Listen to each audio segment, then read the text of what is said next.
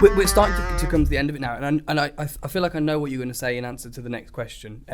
With how proactive CEF are around educating their people, but how high do you feel the level of technical understanding needs to be at the wholesaler level? Because we've had quite wildly different responses to this question before.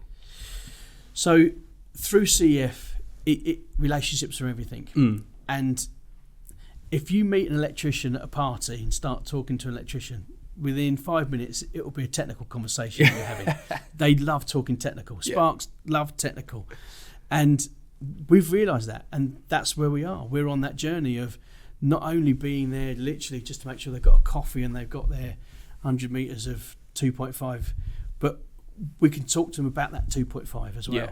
And that's where we are. So we have an excellent team that looks after the growth of people and culture within CEF to ensure that when you're rocking up to a wholesaler, the person you're talking to can truly look after you on a number of different levels. Yeah. The technical level is one of them.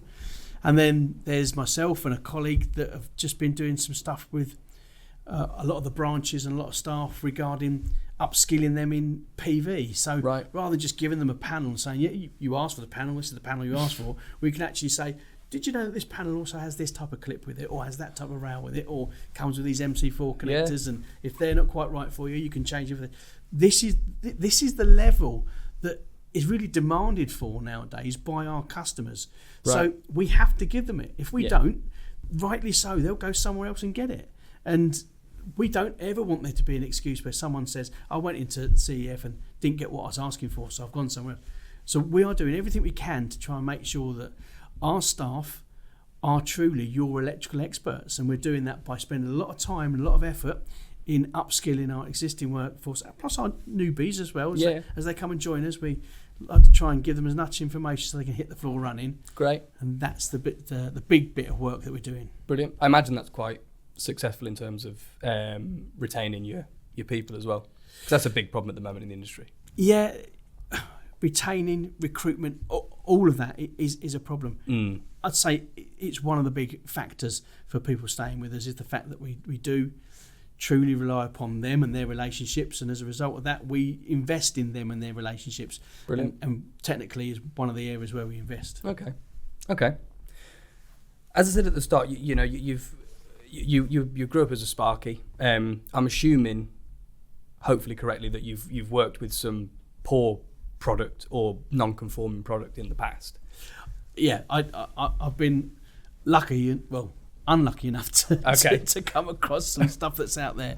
Yeah, so there was some plastic conduit that wouldn't bend once. Right. There was some metal conduit. This is the old days. We used to have black conduit, didn't we? Well, we've still black conduit now. Yeah, well, I remember a load of black conduit once. As soon as you bent it, the paint just stripped off it straight away. As doesn't.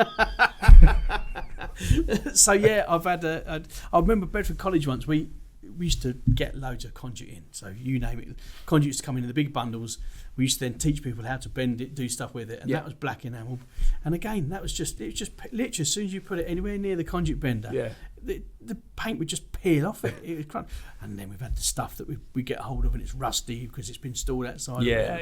But there's, and again, there's not so much now, but there was at some particular times, someone's just got into the market. And it happens, unfortunately. It happens where it just creeps in, and you see cable, unfortunately, that comes in from Turkey and doesn't do what it's meant to do, and other parts. So we see, unfortunately, every now and then, it does happen. I know it does. I was wondering what happens. Excuse me. What happens then? How is it called out or addressed with the manufacturer or the supplier? Do you think we do enough to highlight those issues?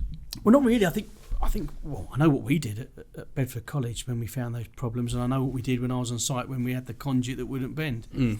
You simply stop using it at that point, return it back, and you have a bit of a row. And normally what you do is you just stop using that person and move on to someone else. Yeah, that's what tends to happen in our industry. If you've got something that doesn't feel quite right, you tend to go somewhere else until it does feel right. And again, that's because we're not very good communicators in this sector. Whereas if we would have just said, look, I found this problem, what can you do? Hopefully then as a wholesaler, they would have opened up at that point, but they didn't. So, Yeah. so we said, look, I'm returning this lot back. We need a credit note on it, and then you're into a big row of what happened. You can't wait at that point. I've got a classroom full of people that are waiting for another conduit. So I had to go out and get some more conduit. But while the row was going on over here, I stayed away from it and went over there, and then get a really good relationship elsewhere. But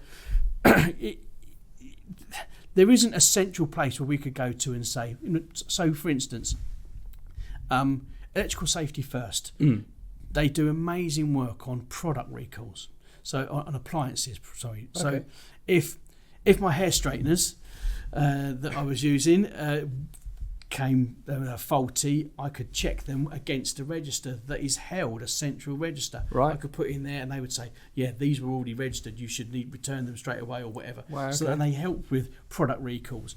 I think that it would be brilliant if they open their scope at Electrical Safety First to include electrical installation products as well. I know they're looking to do more in that sector than they have done before, but the Electrical Safety First, they exist as a charity that are there to ensure that all users of electrical safety are safer through education and through information.